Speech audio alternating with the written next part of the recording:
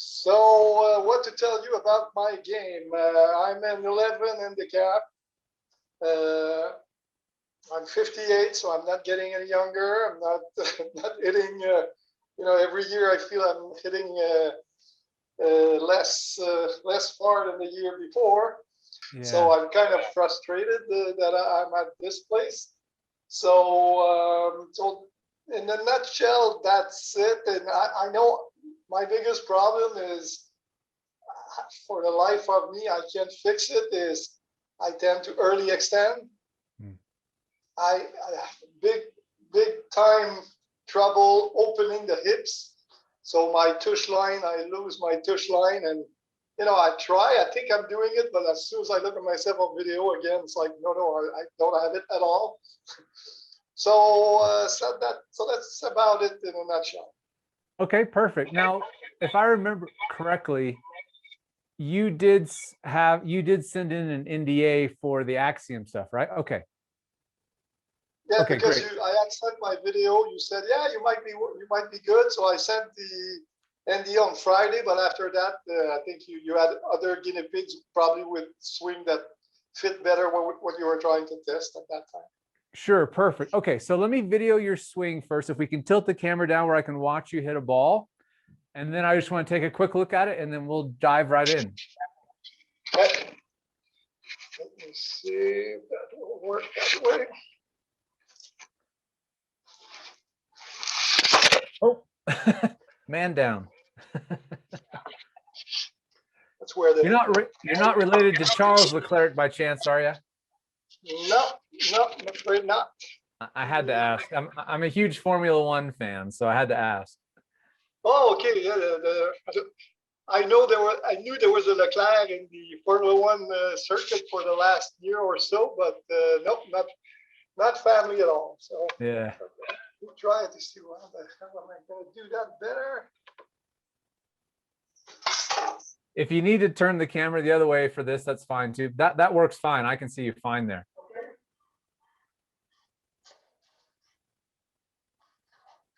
And I have a nice simulator at home, so I can, Yeah, I can measure if I improve or not in terms of distance or club speed.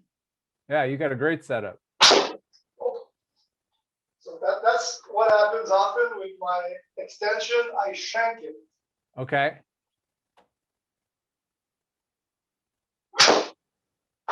Okay, let's take a quick look at those.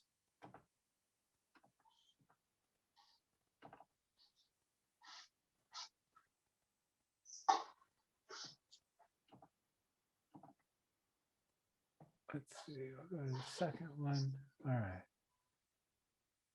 Okay, so just not related to what we're going to talk about yet, but you have the ball set up off the hosel to begin with a really, really, really upright lie angle for how you're set up. I mean, the toe is sitting severely off the ground, but I would probably adjust your setup to just get you a little bit taller through your lower body, but we'll talk about all the stuff in a moment because it's not really a big deal with what we're going to be talking about. But is this thing recorded? I don't know. That's something I will have access to afterwards. Or... Yep. You'll get an email as soon as we're done to be able to download the whole thing. Okay, perfect. So you can see, if you look at your left hip here, you can kind of use the corner, the edge of your screen to see like where your hip starts out at. And then as you start your backswing, you move up a lot, you stand up a lot. Where you're standing up to is actually where I would have you set up to in the first place, which is going to give you more room at address. In other words, your hips are sticking out a little bit too far behind you at setup and your hands are a little bit low. So your body actually moves into where it's supposed to, where it should be at the top. So you can see your hip is moved. It was only like a couple inches away from the edge of the black screen, and now it's 4 inches. So that, of course, starts the whole chain reaction where now you're going to move even further and you're going to run out of room. You're definitely swinging a little bit over the top. And as you mentioned, your hips don't clear. So this is partly setup related, and then partly the movement that I'm going to show you that should help you kind of feel all of this. Because watch your right foot here. Do you see how your heel is lifting in the backswing? right? So you're really on your toes, your ball of your foot here. And so what I'm going to show you today will help you fix that so that you're not, losing your posture, because you can see your head stands up. A bunch of little things are going on that make it really tricky. And then you're kind of, you're casting the club and swinging a little bit over the top. So let's get this fixed. So here's what I'm going to is for me. What's that? The axiom was made for me. It's perfect for you. Okay. So I'm not going to talk about setup stuff so much right now, although I do want you, right. I'm going to exaggerate this just so it's easy to see, but you're kind of setting up like this. And so your hips are back behind you. And so, of course, as you start to make a swing, you stand up, but you stand up to where your body is telling you this is where I needed to be in the first place. So instead of setting up like this, we're going to get you set up a lot more neutral. So it's a lot easier for you to maintain your angles, but that's not the main theme of what we need to feel right now. So as you were going back, you noticed that you started to stand up, your hips move in, your head goes up as your hands go up. And so now all of these angles have changed pretty significantly, and you're on your toes, you're on the ball of your foot. So now we're out of position to be able to rotate correctly. So what I'm going to show you will help you feel how your weight needs to move, the direction it needs to move, and the timing and sequencing at which it needs to move. So we're going to tackle a lot of check marks in one really simple drill. Okay. So here's what I'm going to have you focus on first. At first, all you're going to do is focus on shifting pressure around the perimeter of your right foot. So watch me for a second. So I'm going to start on my toes. I'll move over here so it may be a little easier to see my foot. I'm on my toe to the outside of my foot, to my heel, to the inside and back. But I don't have to lift my foot up. These moves are really small and really subtle. But just imagine there was a little pressure dot, and you're just moving that pressure dot around the circumference of your foot. Okay.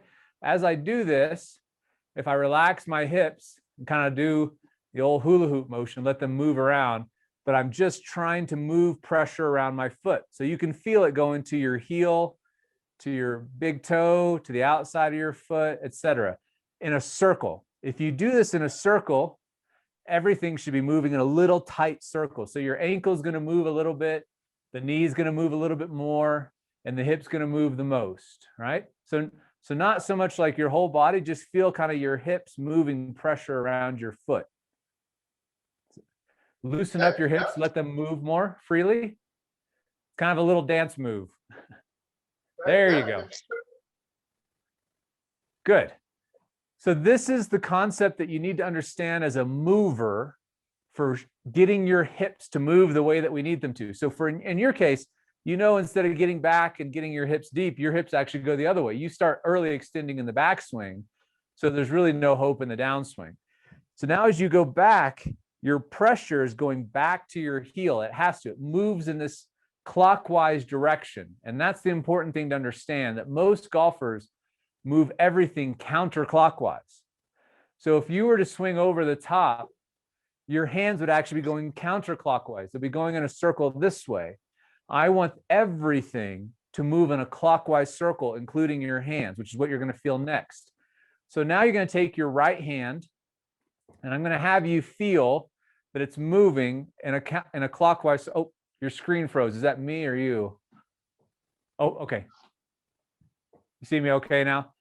So now we're going to get your hand to match this clockwise movement of your foot with your hand. So it's just, huge exaggeration. But instead of getting your hands to move this way, you're going to get them to move this way. So the right hand only at first, you just kind of play air guitar. You're just going to strum a big air guitar. Yep, exactly. This helps you understand the hand path and the direction of the force of the movement in the swing. And so now as you start to get your hand as it goes back behind you like it would in a backswing, where's your pressure on your foot? I'm sorry, the hand is counterclockwise? Clockwise. Clockwise as well, okay. Yeah, exactly. And at the same time, I do it with my right foot. Exactly. There you go. You got it. Do you see how your hand moving in a clockwise direction in synergy with your pressure on your right foot moving clockwise helps you feel where your pressure should be at the timing in the backswing. Okay. So now at some point, we're kind of on this merry-go-round, right? We're going around this merry-go-round on our foot, and we're making this air guitar motion with our hands just to get clockwise motion into our swing. At some point, we want to get off that merry-go-round. And so that's when your pressure goes back to your heel. It quickly moves to the big toe, the right big toe. So what I want you to feel there is you're just going to let that you're going to come up onto that big toe as an exaggeration and let that right knee move toward the target, kind of replacing where your left knee is. So if you watch me from up the line, here's where my left knee is at in my swing. And now I'm just going to take my right knee and I'm going to put it there because that pushes the left hip back out of the way so you maintain your posture. Okay, yeah. Like that. Even more. So get that left hip deeper back behind you. There you go. So the merry-go-round really, it's the feeling of motion, of the direction of the movement being clockwise. That's why we're doing the merry-go-round thing. And as long as your lower body keeps this motion, it'll make room for your hand, which is also traveling in a clockwise direction, to have room to come down from the inside. Exactly. Exactly. Does it make sense? Yeah, I can see it. Yeah. What's that? I can see that. Yeah. Because that's my problem. I see the good swings here. They come from the inside, and I'm so far from my body that now just by doing that, I see that it tends to move much closer to my body than otherwise. Exactly. And the catch is it's just all clockwise motion. The problem with golf for most golfers is as soon as they start going back and we turn away from the ball, our instinct says, turn back, get everything going back this way. This is why your hands want to go this way because the ball is down there. So when you start, exactly, when you get everything moving clockwise instead of counterclockwise, the club shallows out. Your hips get out of the way, but you're just moving backwards. Your head stays behind the ball too. Everything that you're trying to get to happen happens automatically without having to work on mechanics and positions and things like that. If you just have this concept of moving in a clockwise circle, the club has to come back down to the hitting area. You have to maintain lag. It happens as a result. So now when you grab a club, it's not that you're going to make this big exaggerated circle. It's the idea that the circle is really quite small, but as long as you get your foot moving to get your hips moving, so you only focus on your foot and your hand making this little clockwise circle, it'll be impossible for you to come over the top. Wow, so smart. So just exaggerate it. And is there a timing when you start your backswing? Is when your weight is Don't think about it that way. Just try to get the feeling of the overall flow of the movement.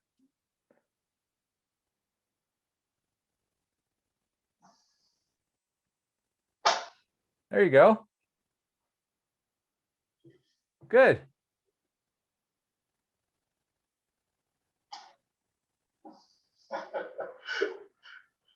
so smart. Oh, you felt a little speed that time, it looked like. Let's take a quick look.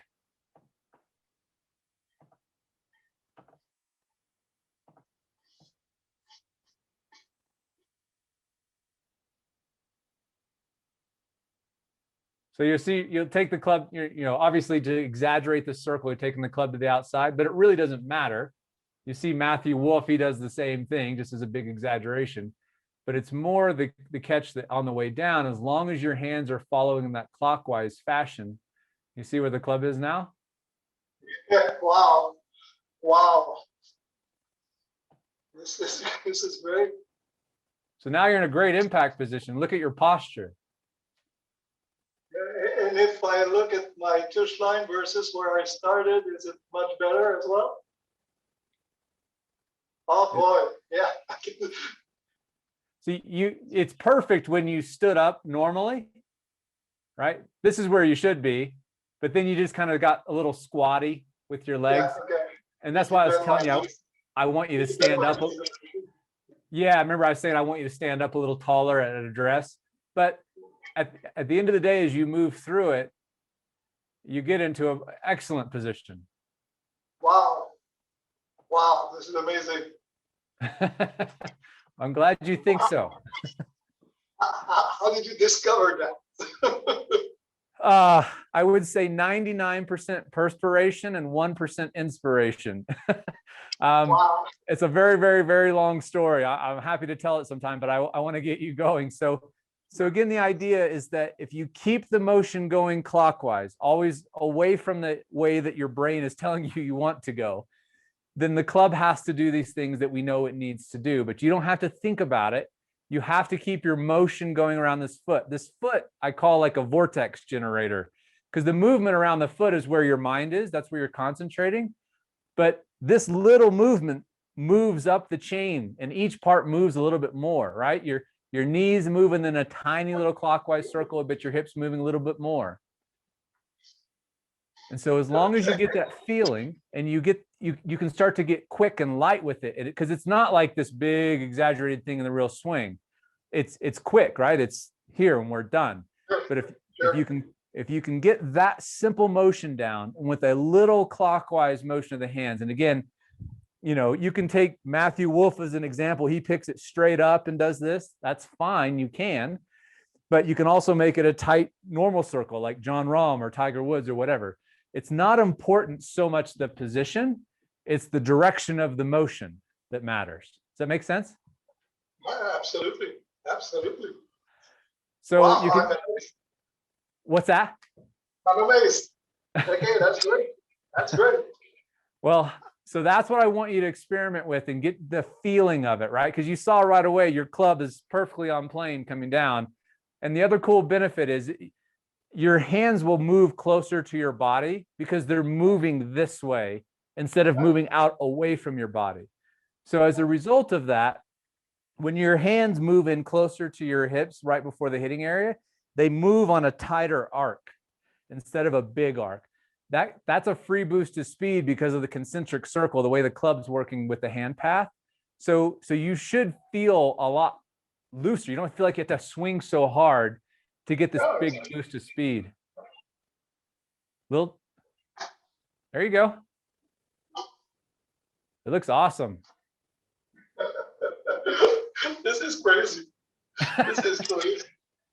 We have played golf for, I don't know, more than 30 years now, and you always try something, a little thing here, a little thing, and now you find something that all of a sudden it's like, let there be light. Well, So I hope it's. Go ahead. I hope it's that way. I mean, I'm trying it with a lot of different players who have different swing flaws, and so far, if you get just the basic motion, you don't have to worry about anything else, because all that matters really is the club from here to here anyway. If you get that right, good things are going to happen. Yeah, and what I like is that, to me, it's something that's easier to grasp than when we talk about specific muscles, my glute, this, that. Whenever we start thinking about that, I don't know, I have a hard time connecting that or thinking about that properly throughout the swing. I think that is, working clockwise, something I can easily understand and remember. Well, good. I hope. Is there anything specific to practice to get it more and more ingrained, or just think about it and swing practice? Should I do it without balls for a long time before I start hitting balls, or?